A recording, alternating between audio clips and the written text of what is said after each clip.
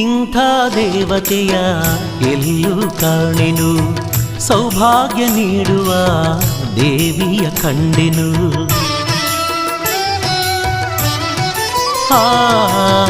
ಇಂಥ ದೇವತೆಯ ಎಲ್ಲೂ ಕಾಣೆನು, ಸೌಭಾಗ್ಯ ನೀಡುವ ದೇವಿಯ ಕಂಡೆನು.